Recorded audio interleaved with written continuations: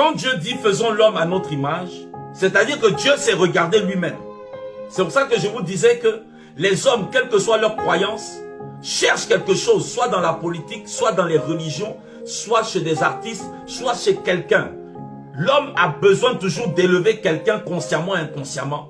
Ou au pire, l'homme est capable d'aller se fabriquer une idole de fer, de bois, d'argent, de ferraille et se prosterner devant. L'homme est capable d'aller se prosterner devant une eau, devant un arbre. L'homme est capable d'aller se prosterner devant un autre homme pour l'adorer. Maintenant, le mot image qui vient de Tselem, Tselem veut dire aussi l'ombre. Écoutez maintenant, on rentre dans certaines révélations de la parole. Tselem vient d'une racine qui veut dire ombrage, donc l'ombre. Or, une ombre, c'est quoi? C'est une zone sombre créée par un corps opaque, c'est-à-dire qui ne laisse pas passer la lumière, qui intercepte la lumière. Nous, on a une ombre parce que la lumière du soleil, notre corps est opaque, c'est-à-dire il ne laisse pas passer la lumière. Donc, il y a une réflexion de notre corps, de la lumière du corps, il y a une interception de la lumière sur notre corps et ça donne une ombre.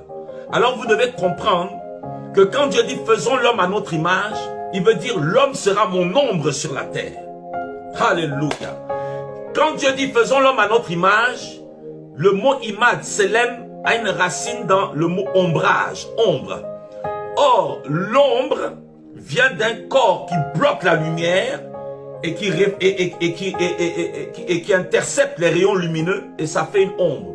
Donc ça veut dire quoi? Que l'homme a la capacité d'intercepter la lumière de Dieu.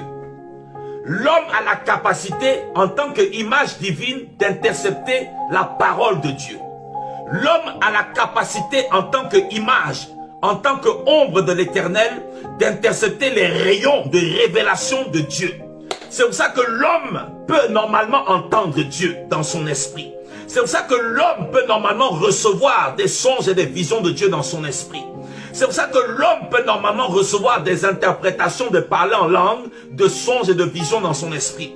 C'est pour ça que l'homme peut normalement recevoir la manifestation de la puissance de Dieu dans son esprit pour la manifester sur la terre. Et regardez, le psaume 91 dit ceci: celui qui demeure sous l'abri du Très-Haut repose à l'ombre du Tout-Puissant. Donc demeurer sous l'abri, c'est demeurer sous l'ombre de Dieu. Or, l'homme qui a l'image de Dieu, vous devez comprendre que le Seigneur Jésus est venu pour nous communiquer l'ombre du Seigneur. Permettez que je fasse une parenthèse quelques instants et je reviens sur les critères de l'image de Dieu qui sont en nous. Ça, on le verra plus tard. Mais pour votre information, Colossiens chapitre 1 verset 15 dit que le Seigneur Jésus est l'image visible du Dieu invisible. Jésus est Dieu. Mais Jésus, en prenant forme humaine, a pris l'image même que Adam a perdue. Il est venu refléter ce qu'un homme doit être en tant qu'image de Dieu. Et pourquoi je vais parler plus tard? Parce que même au niveau de Jésus-Christ, il y a un grand mystère. Parce que Jésus-Christ est l'image de Dieu incréée en tant que dans le monde invisible. Et il est aussi l'image de Dieu créée dans son corps. Parce que en réalité, si vous avez l'eau, je vais vous mettre un peu l'eau à la bouche, parce que le Christ là, c'est pas n'importe quoi. Jésus de Nazareth là, ce n'est pas notre collègue. Jésus de Nazareth, ce n'est pas notre camarade. Parce que Jésus de Nazareth, je vais vous enseigner dimanche prochain que avant même qu'il soit l'image visible du Dieu invisible dans l'incarnation terrestre, il était déjà l'image visible du Dieu invisible, pas dans une incarnation, mais dans une représentation incréée. Dans une représentation incréée et céleste et divine. Mais il vient sur terre en tant qu'aussi que image parfaite de Dieu, au sens de ce que les hommes auraient dû être en tant qu'une image de Dieu. Et la Bible dit que Jésus-Christ en nous est l'espérance de la gloire. Quand nous acceptons le Seigneur Jésus, l'Esprit de Christ, l'Esprit de Jésus vient en nous. Donc, l'Esprit de Jésus est appelé aussi l'image de Dieu. Et cette image de Dieu-là, la Bible dit dans 2 Corinthiens chapitre 4 verset 4 que Satan a aveuglé l'intelligence des hommes du monde Or, dans d'autres enseignements, je vous ai dit que l'intelligence se trouve dans l'esprit. L'intelligence ne se trouve pas dans l'âme ni dans le corps, mais selon Dieu, elle se trouve dans l'esprit. Donc, dans votre esprit là, donc quand on dit que Satan a aveuglé l'intelligence des hommes du monde, c'est-à-dire qu'il a aveuglé l'esprit des hommes, afin qu'ils ne voient pas briller la splendeur de la gloire de l'évangile de Jésus-Christ, qui est l'image de Dieu. Vous voyez là-bas encore, on redit encore, comme dans Colossiens 15, 2 Corinthiens 4, verset 4 dit que Christ est l'image de Dieu. Donc, Satan fait tout pour que les gens ne tournent pas leur regard vers Jésus. Parce que c'est Jésus, vraiment, même en tant qu'être humain parfait, qui nous montre c'est quoi l'image de Dieu, comment marcher dans l'image de Dieu. Maintenant, quand l'Esprit de Christ entre en vous, c'est l'image de Dieu qui rentre en vous. Donc, Christ en nous n'est pas seulement l'espérance de la gloire. Christ en nous est l'image de Dieu. Christ en nous, l'image de Dieu. Christ en nous, la restauration de l'image de Dieu. Christ en nous, le renouvellement de l'image de Dieu. Christ en nous, les retrouvailles des capacités de l'image de Dieu. Christ en nous, le retour à la source de l'image de Dieu. Christ en nous, le modèle et la ressemblance parfaite de l'image de Dieu.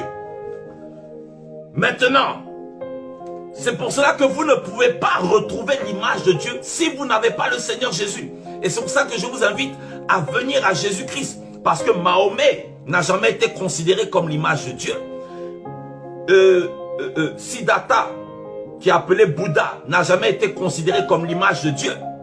Et aucun fondateur de religion ou de secte ou aucun homme politique n'a été considéré comme l'image de Dieu. Donc, le seul moyen de revenir à l'image de Dieu, c'est-à-dire que Jésus est le chemin, la vérité et la vie. Mais Jésus est le chemin pour acquérir l'image de Dieu. Jésus est la vérité pour acquérir l'image de Dieu. Jésus est la vie que nous devons vivre pour acquérir l'image de Dieu. Jésus est celui que nous devons accepter pour retrouver l'image de Dieu. Donc vous voyez que accepter Jésus-Christ comme Seigneur et Sauveur, c'est accepter l'image de Dieu. C'est pour ça que la vie chrétienne est un chemin. La vie chrétienne est une échelle qu'il faut grimper. Et l'image de Dieu, elle ne se reconstitue pas en un jour. L'image de Dieu, elle se reconstitue par étapes de progression. L'image de Dieu, elle se reconstitue par restauration au niveau de votre âme. Parce que l'âme là s'oppose, parce que dans votre âme là, Dieu ne peut pas transformer votre âme. Vous savez pourquoi? Parce que si Dieu transforme littéralement votre âme pendant votre séjour sur la terre, vous n'allez plus reconnaître, parce que c'est dans l'âme qu'il y a la mémoire. Si Dieu transforme votre âme là, vous allez perdre la mémoire. Il y a des choses dont vous n'allez pas vous rappeler. Donc Dieu est obligé de laisser l'âme comme ça dans un process de restauration.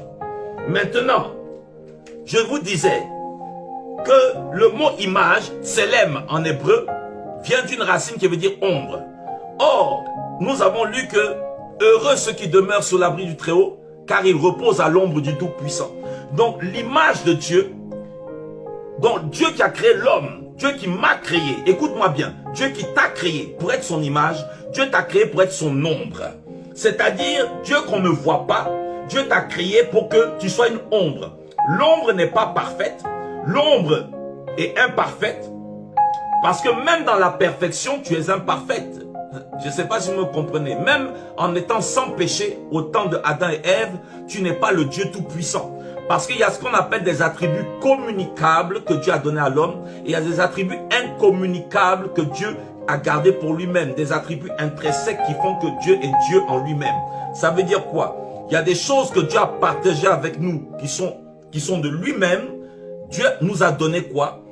Dieu a gardé quoi d'abord, qui n'a pas partagé avec l'homme? Parce que même si la Bible dit, ne savez-vous pas que vous êtes des dieux, avec petit d, c'est-à-dire de race divine, parce qu'un chien fait un chiot, un lion fait un lionceau, un aigle fait un aiglon, un éléphant fait un éléphanteau, donc un dieu fera un dieu. Mais simplement, nous ne pourrons jamais atteindre la dimension de Elohim, le Dieu suprême. Pourquoi? Parce qu'il y a des choses qu'il a gardées pour lui-même, qui font en sorte que tu montes ou que tu descendes, il reste unique à jamais pour l'éternité. Par exemple, Dieu ne nous a pas donné la souveraineté absolue. Dieu se l'est gardé. Dieu ne nous a pas donné la domination absolue. Dieu se l'est gardé. Dieu ne nous a pas donné l'omnipotence. Il se l'est gardé. Dieu ne nous a pas donné la capacité de l'omniscience. Il se l'est gardé à lui. Dieu ne nous a pas donné la capacité de l'omniprésence. Il se l'est gardé à lui. Dieu ne nous a pas donné la capacité de l'immanence. Il se l'est gardé à lui.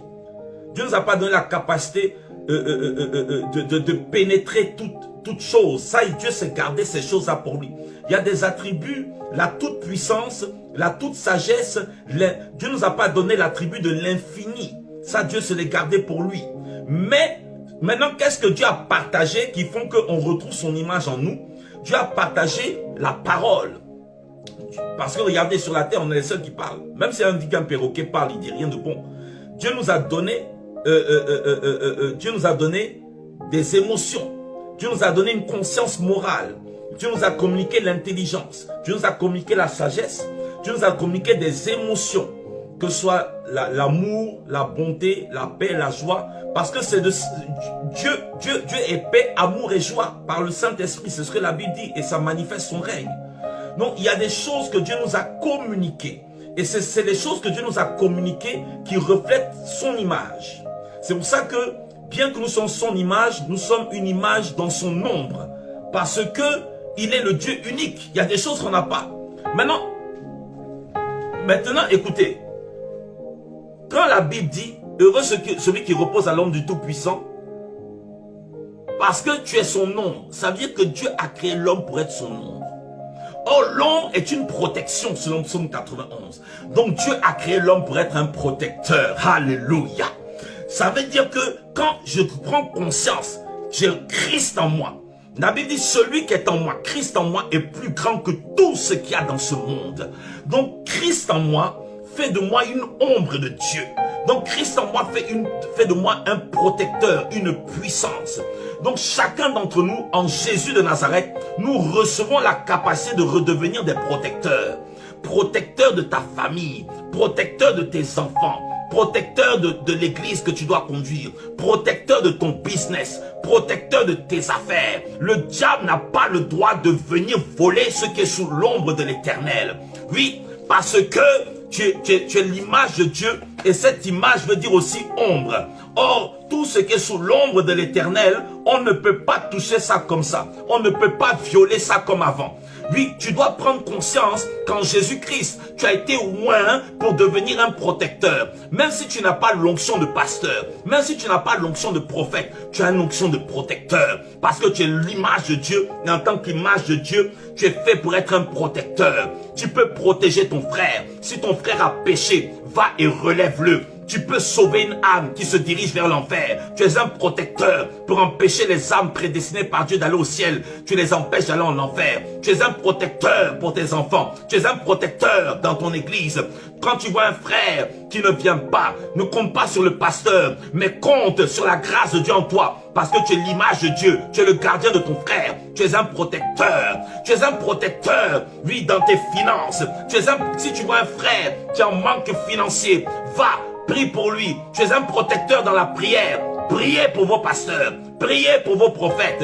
Autant vous les voyez comme des protecteurs, mais autant vous aussi, vous pouvez les protéger par vos prières.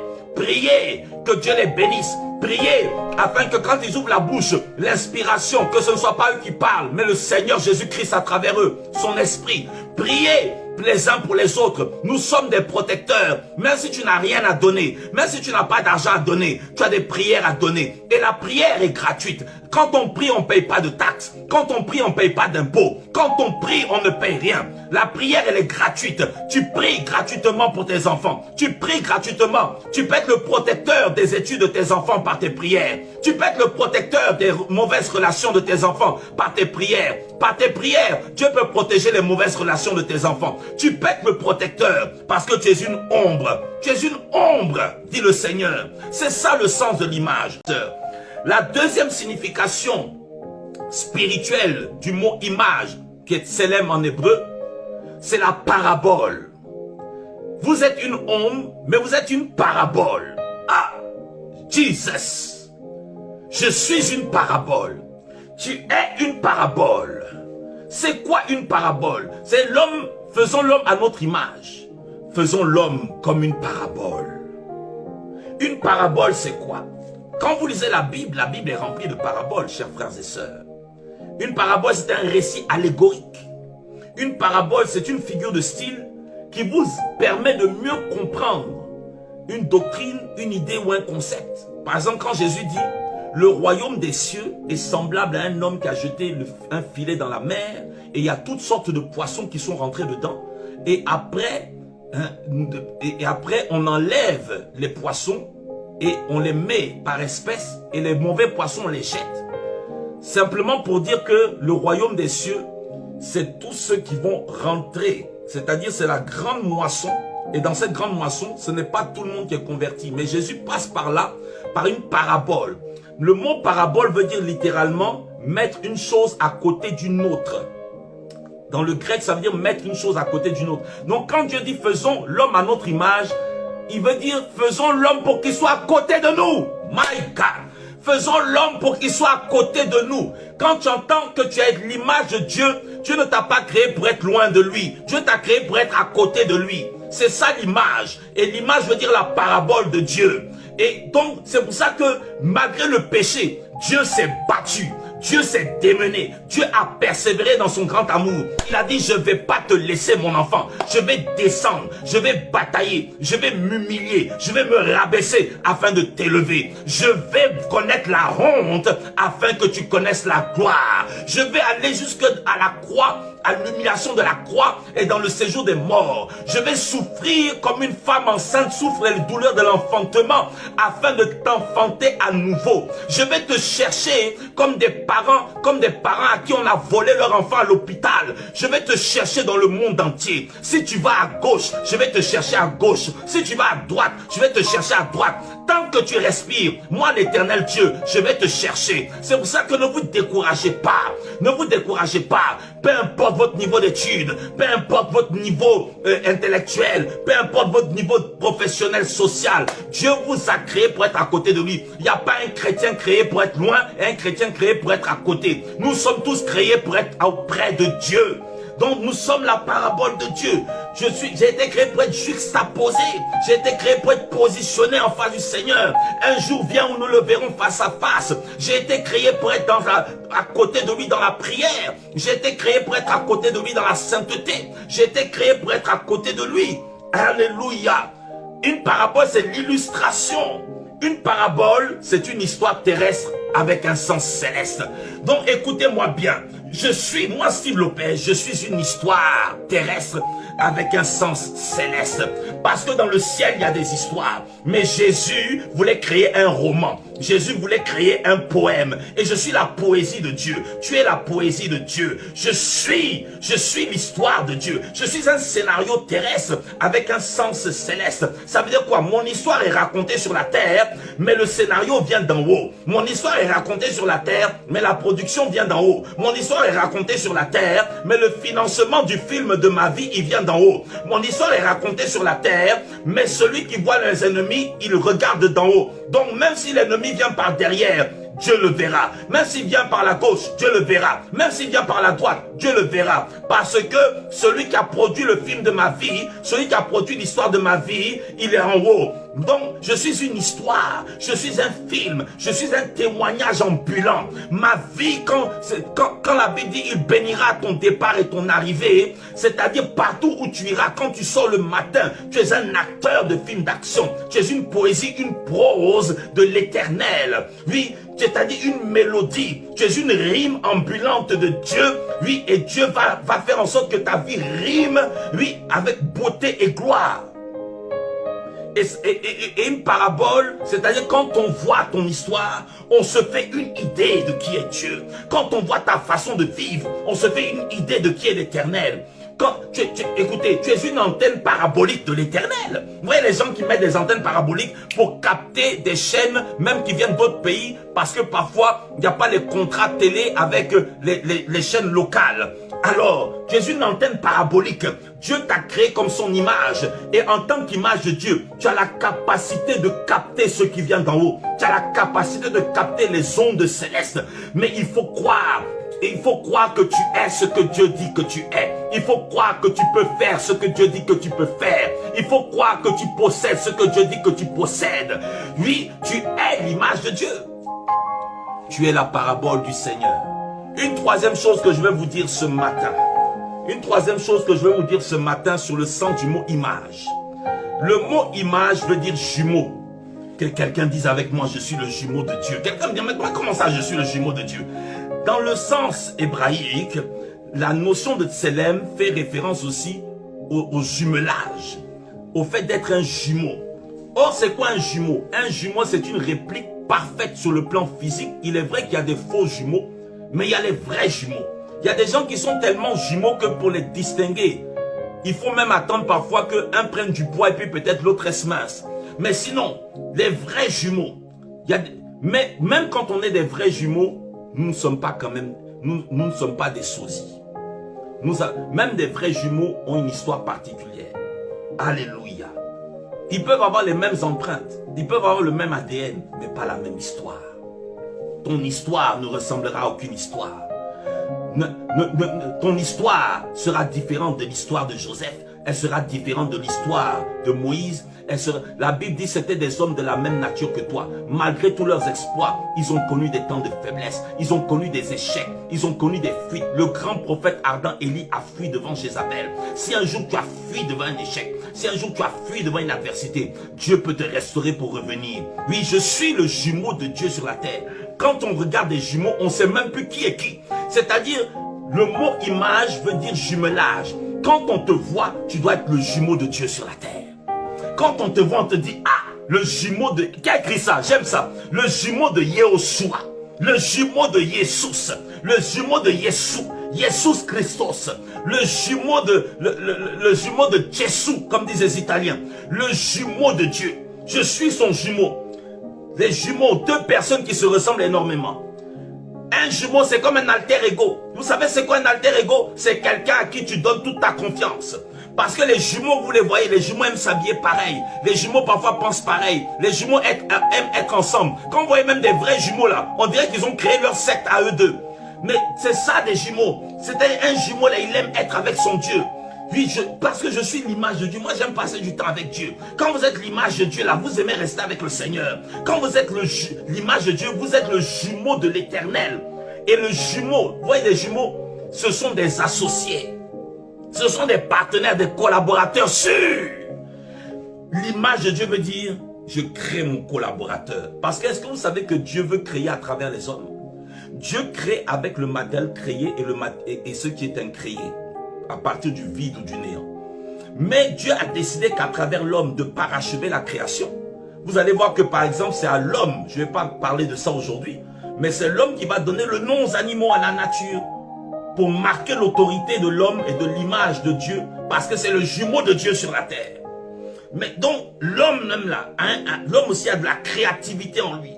L'homme a un côté créatif. Quand vous voyez des vrais jumeaux là, ils sont inséparables. Ils sont inséparables. C'est-à-dire, quand Dieu dit, faisons l'homme à notre image, on ne peut pas me séparer de Dieu. Comment est-ce que vous voyez que quelqu'un est dans la restauration? Comment vous savez que que le Saint-Esprit est en train de restaurer l'image de Dieu? C'est dur d'enlever cette personne de la présence de Dieu. C'est dur d'enlever cette personne de l'adoration. C'est dur d'enlever cette personne pour la ramener. Parce que je suis le jumeau de Dieu. Donc les vrais jumeaux marchent ensemble. Les vrais jumeaux ne se laissent pas. Donc je suis devenu le jumeau de l'Éternel, de Elohim, de Jésus-Christ de Nazareth. Quatrièmement, quand la Bible parle de l'image de Dieu, un autre mot qui ressort, c'est le reflet.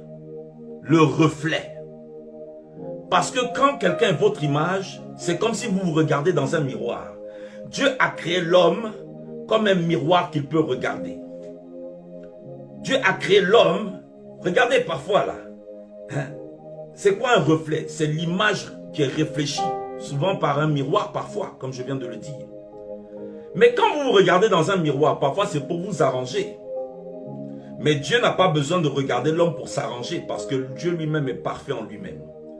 Mais parfois vous vous regardez dans un miroir, vous avez fini de vous arranger, vous avez fini de bien vous coiffer, de bien vous maquiller, de bien vous habiller, de bien vous parfumer. Qu'est-ce que vous faites? Vous allez devant le miroir, puis tu te regardes, tu dis, je suis pas mal quand même, hein? Je suis pas mal. Est-ce que vous savez que quand Dieu vous regarde, il se voit? Il dit non, tu es bien, tu es belle, tu es merveilleux. tu es joli. C'est pour cela que, mes amis, est-ce que vous savez que Dieu a créé l'homme parce que Dieu voulait comme un miroir pour s'admirer? Le reflet, Dieu nous admire. Dieu nous regarde. Autant il s'appelle l'admirable, autant nous à la base, nous sommes admirables. Nous ne sommes pas exécrables. Nous ne sommes pas rabaissables. Nous ne sommes pas faits pour être humiliés à la base. Mais c'est à cause du péché. Mais le temps vient où un jour, tu vas voir comment tu as vraiment été aimé par le Seigneur. Quand on parle d'un reflet, oui, que quelqu'un dit, je suis le reflet de la gloire de Dieu. Je suis le reflet de la gloire de Elohim. Je suis l'image, le reflet de Dieu. Alléluia. Alléluia. Vous savez, il y a ce qu'on appelle dans les reflets, ou dans le reflet, il y a ce qu'on appelle le chatoiement. J'aime cette expression. Vous savez, le chatoiement de Dieu. Je suis le chatoiement de Dieu. C'est-à-dire, je suis le reflet. Mais comme je ne suis pas le Dieu tout-puissant, je ne peux pas tout refléter de Dieu en moi-même. C'est pour ça que toi, tu reflètes Dieu dans sa compassion. Moi, je peux refléter Dieu dans son côté prédicateur. L'autre peut refléter Dieu dans son côté compassion. L'autre peut refléter Dieu dans son côté patience. Parce que le chatoiement, c'est quand vous prenez une portion de la lumière. Parce que nous avons tous reçu le Saint-Esprit, mais dans une certaine mesure. Parce que la Bible dit qu'il y a diversité de ministères. Donc, même si tu as plusieurs grâces en même temps, tu n'as pas toutes les grâces de Dieu à toi tout seul. Et le chatoiement, c'est un reflet coloré en fonction de ton positionnement ou de l'angle de vue. Donc, ça veut dire quoi? En fonction des situations, tu peux potentiellement manifester Christ le guérisseur parfois, la lumière de Christ le guérisseur. Et parfois tu peux manifester la lumière de Christ le conseiller, ou si ce n'est pas toi, c'est quelqu'un d'autre. C'est-à-dire, Dieu vient nous chatouiller avec sa lumière. Par le chat, et nous devenons le chatoiement, et chacun de nous, nous reflétons une portion de l'image de Dieu. C'est pour ça que certains reflètent Christ le prophète parmi les ministères, d'autres vont refléter Christ l'évangéliste, d'autres vont refléter Christ le pasteur, mais il est même possible de refléter plusieurs lumières. Je peux être à la fois pasteur, prophète, apôtre. Je peux être à la fois prophète, évangéliste, pasteur. Oui, parce que le chatoiement, qui est l'image de Dieu, ce n'est pas forcément une couleur. Ça peut être diversité de couleurs en fonction de l'angle et du positionnement pour le besoin des uns et des autres. Donc ne vous limitez pas. Vous pouvez d'abord recevoir une couleur et Dieu rajoute d'autres couleurs. Vous pouvez être la couleur rouge. Vous, c'est Christ, le Rédempteur. Vous pouvez être la couleur orange. Vous, c'est Christ, la flamme de feu qui brûle le péché et les démons. Vous pouvez être, je ne sais pas. Mais est-ce que vous savez que vous pouvez être un arc-en-ciel? Vous êtes Christ dans une polyvalence. Pas infinie, mais dans une polyvalence. Moi, je suis Christ arc-en-ciel. Ça, je parle pour ma vie. Je ne parle pas pour m'élever, mais moi, je suis un arc-en-ciel de Christ. Parce qu'en moi, j'ai plusieurs grâces et plusieurs onctions. C'est pour ça que moi, le jour où les gens m'attendent comme un pasteur, je viens comme un prophète. Le jour où les gens m'attendent comme un prophète, je viens comme un pasteur. Le jour où les gens m'attendent comme un pasteur, je viens comme un docteur. Le jour où les gens m'attendent comme un docteur, un enseignant, je viens comme un évangéliste. Je parle du mystère de Christ ressuscité. Alléluia. Quand on parle de reflet, c'est plus que l'image ou bien le simple fait de voir des capacités, mais c'est même aller jusqu'à les sentir. Vous savez, vous avez le reflet sur un miroir, mais n'avez-vous jamais remarqué que quand vous êtes devant une vitre, quand vous êtes devant n'importe quelle vitre, il y a un reflet, mais ce n'est pas comme un miroir. Quand vous êtes parfois même dans la voiture, je prends l'exemple de la voiture, parfois nous mettons j'oublie comment on appelle ça, des caches sur les vitres arrière, parce que la lumière provoque de la chaleur. Donc quand on parle d'un reflet, le reflet n'apporte pas seulement l'image, mais le reflet peut apporter le son, le reflet peut apporter de la chaleur. C'est ce qu'on appelle la réverbération. Donc quand la Bible dit je suis l'image de Dieu, je suis une réverbération de Dieu. C'est-à-dire les gens ne vont pas se contenter de voir Dieu par mes paroles. je ne dois pas seulement prêcher, mais je dois prêcher ce que je vis. Je dois prêcher ce que j'expérimente. Et je dois expérimenter et vivre ce que j'ai prêché. C'est ce que l'apôtre Paul a dit à Timothée. Il faut pratiquer ce que tu prêches afin que de cette manière que tu sauveras ceux qui t'écoutent et que tu te sauveras toi-même. Quand vous prêchez ce que vous... Parce qu'aujourd'hui dans le corps de Christ, il y a trop de théoriciens. Il y a trop de théoriciens. Je le dis et je ne cesserai de le dire. Vous pouvez parler de tous les sujets. Vous pouvez partager sur tous les sujets. Mais ne commencez pas à vous professionnaliser sur certaines thématiques que vous n'avez pas expérimentées. Parce que certains sujets de la Bible sont des sujets très pratiques. Que ce soit sur la personne de l'Esprit de Dieu, sur les dons spirituels, sur le mariage, sur le leadership, sur certaines choses. Prêcher certaines choses. Parce qu'il y a des choses que nous expérimentons tous, mais il y a des choses qui sont spécifiques à certaines personnes. Laissez ces personnes parler de ça. Vous avez des personnes qui vont vous parler du jeûne, le jeûne. Eux-mêmes là, ils ont du mal à jeûner. Laissez les gens qui savent faire les 3 jours de jeûne tranquilles, les 7 jours de jeûne, les 10 jours de jeûne, les 25 jours de jeûne, nous parler du jeûne. Nous conseillons sur le jeûne. Je ne dis pas que je ne jeûne pas. Mais je vous dis, il y a des enseignements pour avoir l'autorité là. Il faut le pratiquer. Donc, le reflet, c'est la réverbération. C'est-à-dire, on n'entend pas seulement le son. On sent l'odeur de ce que tu vis. On ressent que toi, tu es dans la chose. On ressent que non. Tu as parlé de l'amour, mais tu pratiques l'amour. Toi-même, on ressent que tu es un homme de prière. Tu parles d'adoration, mais on sent que tu as une vie d'adorateur, même dans l'intimité. Ça ne s'arrête pas à des longs discours ou à je ne sais pas quoi. Alléluia. Donc, les gens doivent sentir la chaleur, les effets de Dieu. C'est-à-dire, quand ils viennent là, regardez, c'est comme quelqu'un, chez lui, il a du mal à dormir. Mais quand il vient chez vous, il dort bien. Vous savez pourquoi? Parce que vous êtes devenu un reflet, mais un reflet de réverbération. C'est-à-dire, on ne voit pas seulement, mais on ressent Dieu dans votre vie. On ressent Dieu dans votre maison. On ressent comme une chaleur divine. Quand vous prêchez là, il y a des gens qui prêchent. Il y a des gens qui prêchent, c'est bien, c'est beau. Et puis il y a des gens qui prêchent là, votre cœur bat. Votre cœur bat. Des gens peuvent se déconnecter, mais vous n'arrivez pas à vous déconnecter. Pourquoi? Parce que quelque part, votre destinée est liée au message que Dieu a mis dans le cœur et la bouche de cet homme-là. Alors votre cœur est enflammé. Pourquoi? Parce que lui, il prêche par doctrine, mais il prêche sous inspiration divine par rapport à votre vie et votre destinée. Maintenant, je vais vous donner 4 points. Là, vous voyez, je vous ai défini dans certains aspects l'image. Tu es une parabole. Tu es le jumeau du Seigneur. Tu es une histoire de Dieu. Alléluia. Tu es le reflet de l'Éternel. Tu es l'ombre, le protecteur. C'est-à-dire, Dieu nous a établis sur la terre normalement pour protéger la terre.